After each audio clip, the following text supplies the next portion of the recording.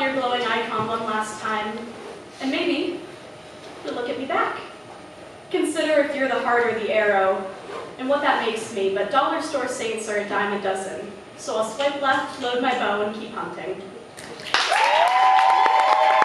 Yeah.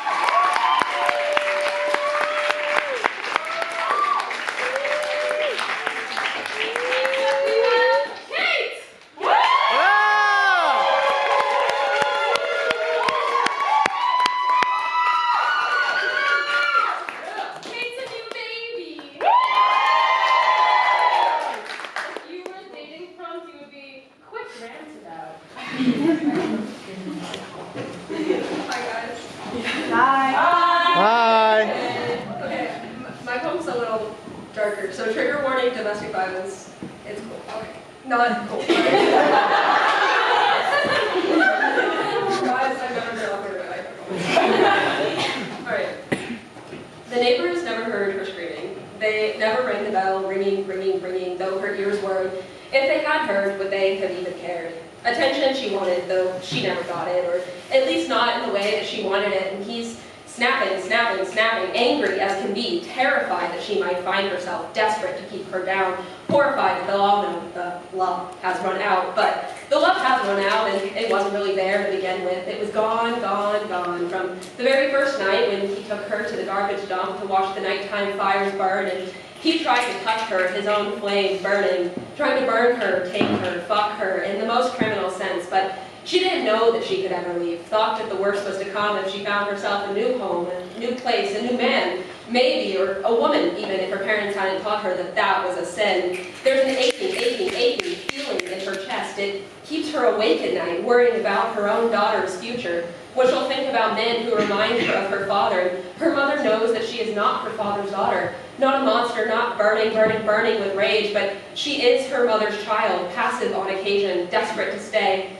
Even if she should go, even if she knows it'll always stay the same, and she feels the duty of a female child, wants to protect her mother and to make her father proud, even if he doesn't deserve to feel pride in a child he barely raised, whose mother he beat for being quiet and then not quiet enough, especially when he's yelling, staring at her sad brown eyes, loud, then not loud enough, especially not when he's touching her thighs, pretty, and then not pretty enough, especially when he's making her cry. And now his daughter finds a man that also doesn't love her, who takes her to the garbage dump to watch the nighttime fires burn.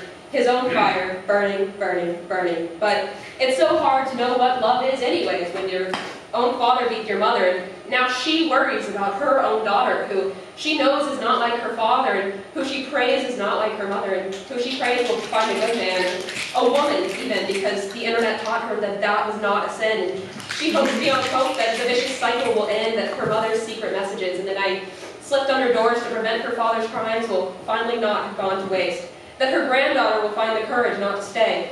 Not to say that her mother and her grandmother weren't brave, but just that they were trapped, and they aimed for their daughter and their granddaughter to be the one who could escape. And she is not her father's daughter, but she is her mother's child, strong enough to bear the pain and soft enough not to be a monster, but stronger even to leave, not to stay. And the slip slipped under her door at night by her mother, who loves her, will guide her to the light.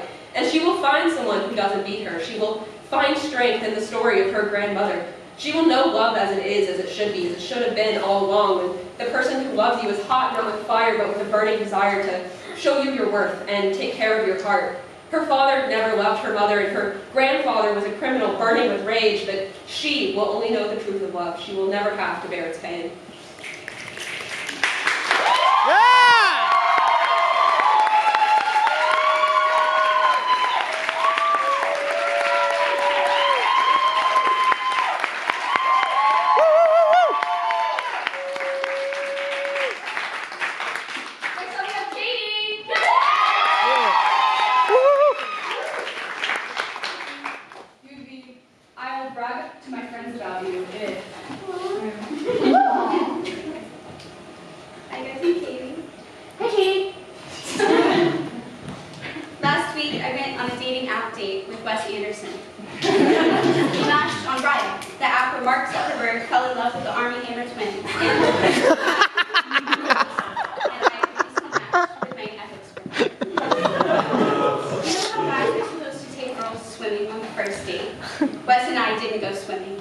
He didn't go to Nobu either, despite me suggesting it. He went to AMC to watch Baby Girl. And AMC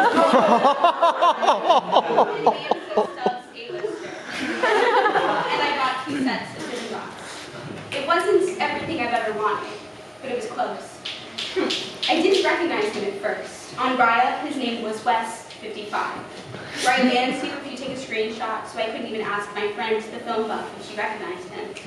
If I had, I would have been a bit surprised. I guess I never knew what Wes Anderson looked like. In my head, he always slightly resembled Fantastic Mr. Fox. Authorities aren't really my type. On the other hand, red velvet suit, long hair, born in 1969. Anyways, Wes Anderson, now know him, doesn't have a thing for furs. He does, however, happen to write Fantastic Mr. Fox fanfiction in his free time on AO3 under a pen name called Orphan Account. He got scared for the second Baby Girl milk scene. Let me explain. He didn't mind seeing Nicole Kidman lick off the plate. Not at all, but he does have a fear of dairy. One might call it a phobia. You know, drink oats, not goat. Send it back. Only soy for this mama's boy. What you thought was in a different box. After we watched Baby Girl, you rewarded my obedience with backstage pass tickets to a washed-up child star meet and greet. We made chit-chat as we waited in line to shake hands with Tom Felton and the Wizards of Waverly. How did you get that dog to calm down? I asked him. He saved me from a vicious dog attack earlier. I gave it a cookie, he said. Do you write? He asked me. I've never written a day in my life, sir. He looked displeased, so I continued. But you inspire me to want to. I've heard Fantastic Mr. Fox fanfiction is the place to be. He liked that answer so much he skipped the meet and greet to 5.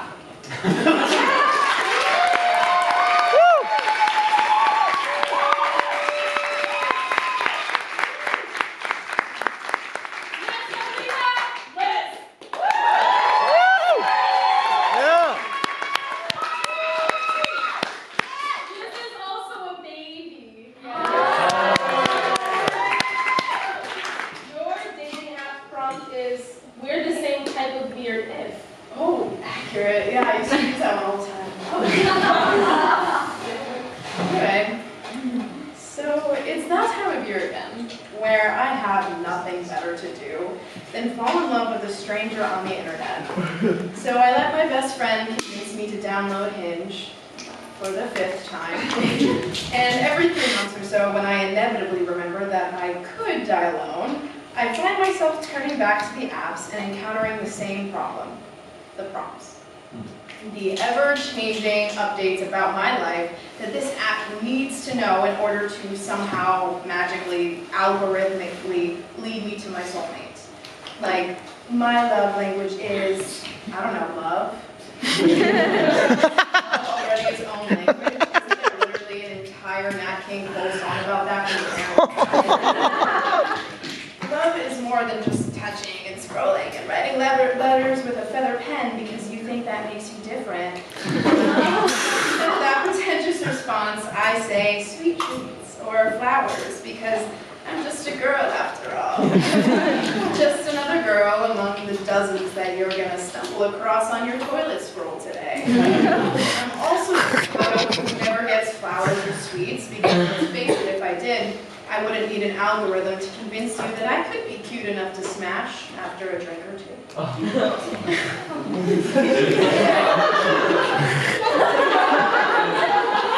Or how about this year I really want to fall in love, obviously. This is Hinge, after all. But that's too obvious, though. Get flowers. No, like, I literally just said that. Okay, oh, I've got it. Go skydiving.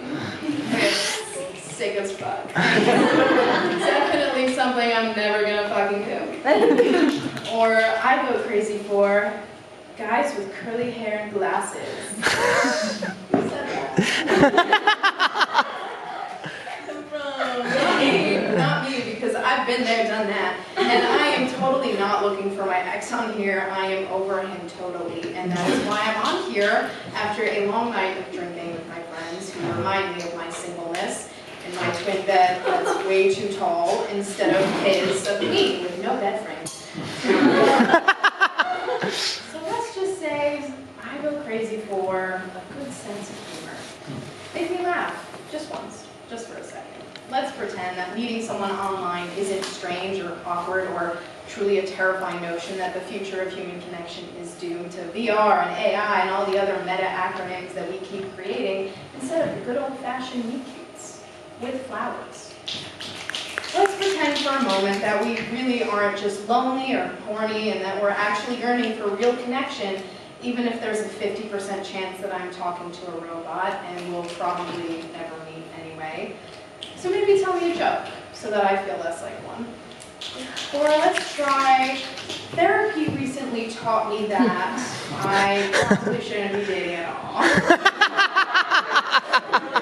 I'm still crazy about my ex or my summer fling who doesn't text me back. Or anyone else I have met in the real world that's real and mostly probably not a robot.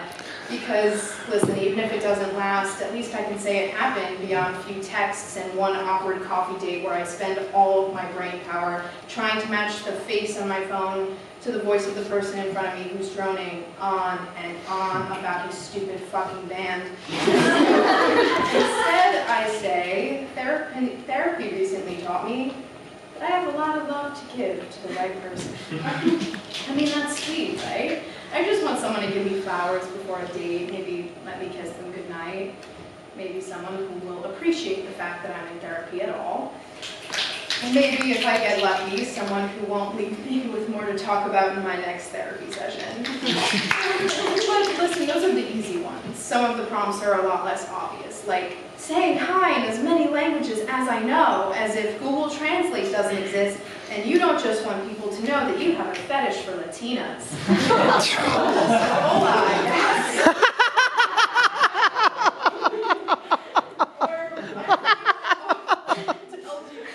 LGBTQIA+ icon is, I don't know, like RuPaul.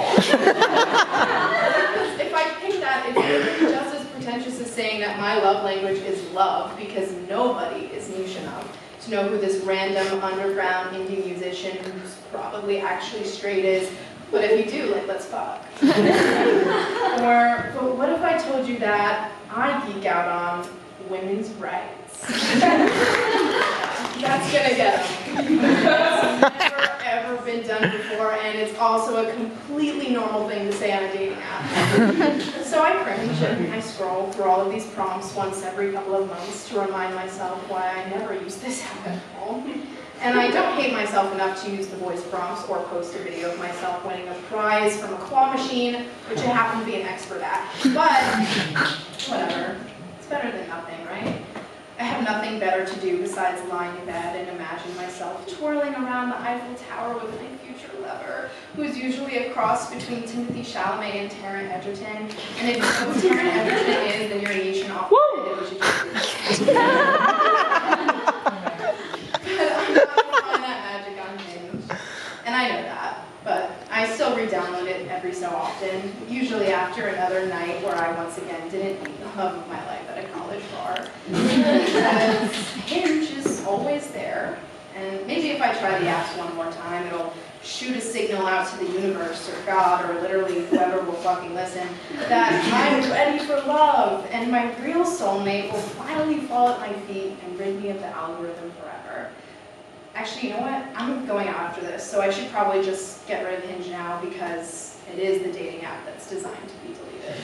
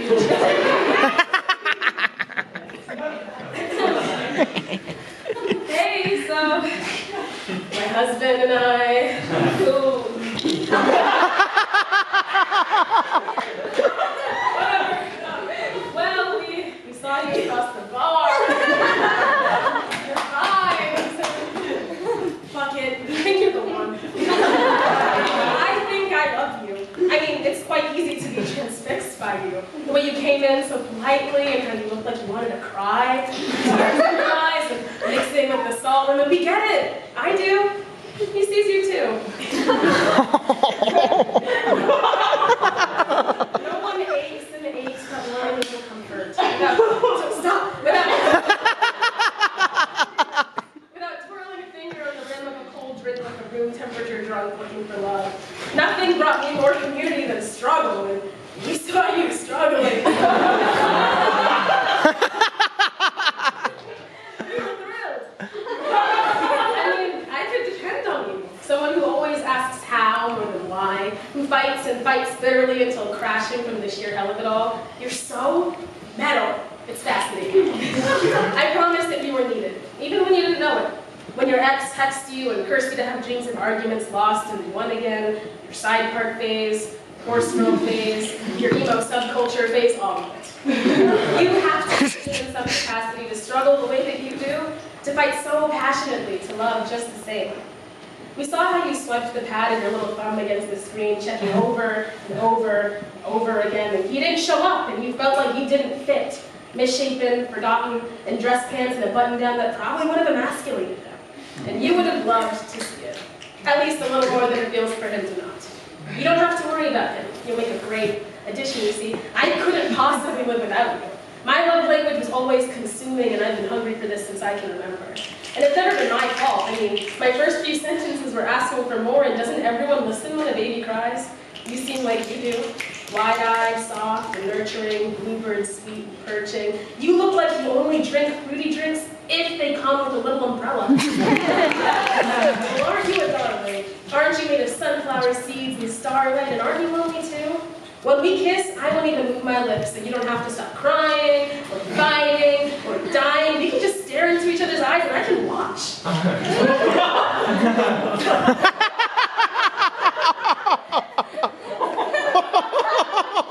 We can become one. All of us, my husband too. I think that's just let me believe for a second. I think his love language was physical touch, but I forget. Last night, he went around his head, the small of his back, to the crook of his neck until I felt him close enough to suffice. Just like, I've been more hungry than lonely, and he's been more exhausted than touched, you know? A mindless lover, the kind of guy that dates a gay girl and discovers they, them pronouns. Maybe it's, I don't know. We should something sweet and short and powerful. He's here, he's somewhere, and we never separate. We couldn't even if we wanted to. And we like your little umbrella and your finger on the rim, the Awala water bottle phase, and the shirt and the pants, and how desperately you want to fit them out of the shape you'll be forced to take, and how I want to mold it. And we've been looking for a third, and I saw you across the bar. Yeah!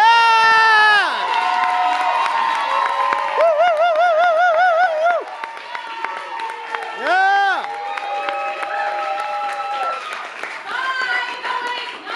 Don't wait. First, we want to hear our new members. Stand up.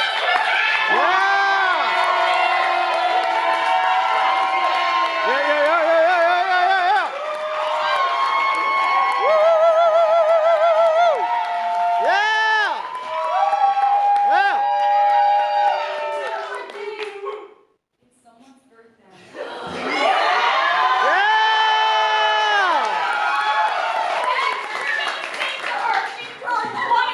Okay, is everyone ready? Let's go. Sure.